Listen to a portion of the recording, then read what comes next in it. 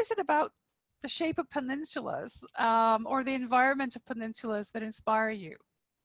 It's kind of an intersection of land and water. And one of the things that really interests me about land and water and the intersection of land and water is that human beings as a species can only live on land, realistically. I mean, we could, with a lot of technological intervention, we can go underwater and stay there a while. And with a lot of technological intervention, we can go on the surface of the water and stay there for a while. But we're terrestrial creatures. And yet a peninsula is a place where, the peninsula is a place where we can be, kind of fully occupy our terrestrial selves, but also flirt with, that water that we can't live in. It's just so big and so powerful, and it's just right there. Much of your work captures the landscape and the Great Lakes, and one of your poems actually talks about remaking the world for cars. How does your teaching and your environmental work connect with your poetry?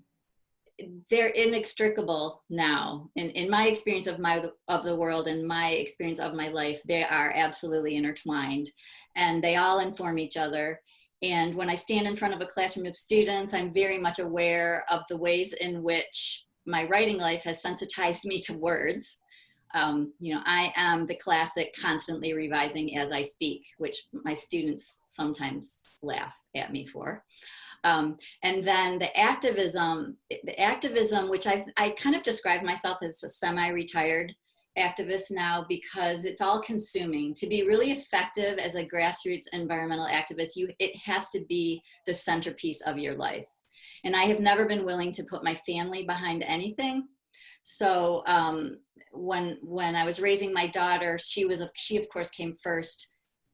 For a big chunk of her childhood, the activism was second, and the writing got done in and around this, the spaces that were left. But having said that, I know for sure that my writing has been impacted in really positive ways by the things I learned from being an activist.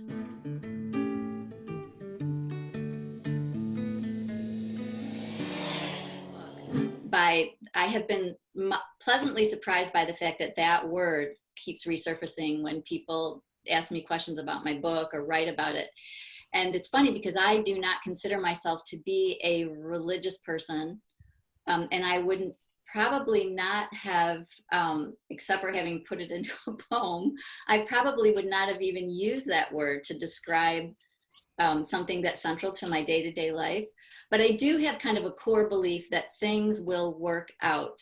The problem is, and this is a very real problem, it sometimes can take a very long time for things to work out. And many people in the meantime suffer.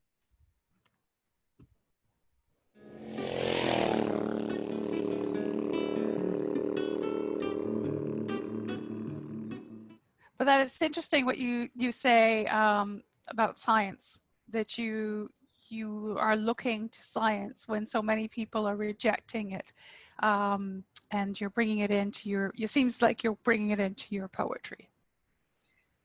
I am, yes, exactly. I am grateful beyond expression for science and scientists and the people who do the hard work of gathering the data that we need to make really hard choices.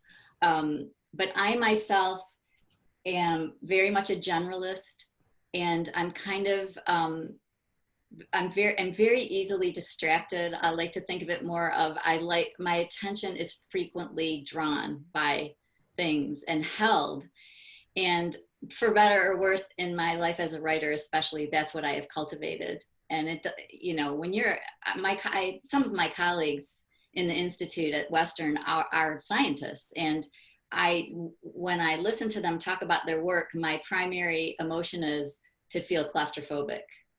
I couldn't even imagine being in a wetland and focusing on collecting water samples in a very careful way, because within 5 minutes I would be, oh, there's a red-winged blackbird.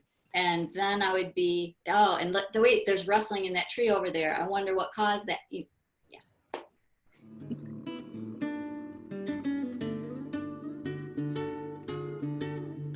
Really, I don't really leave Earth much in my imagination.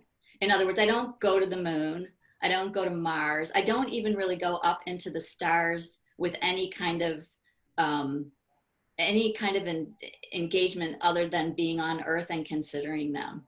I'm intrigued by the fact that Earth is in a universe, right? But I'm very Earth-centric, I have to say, in my imagination.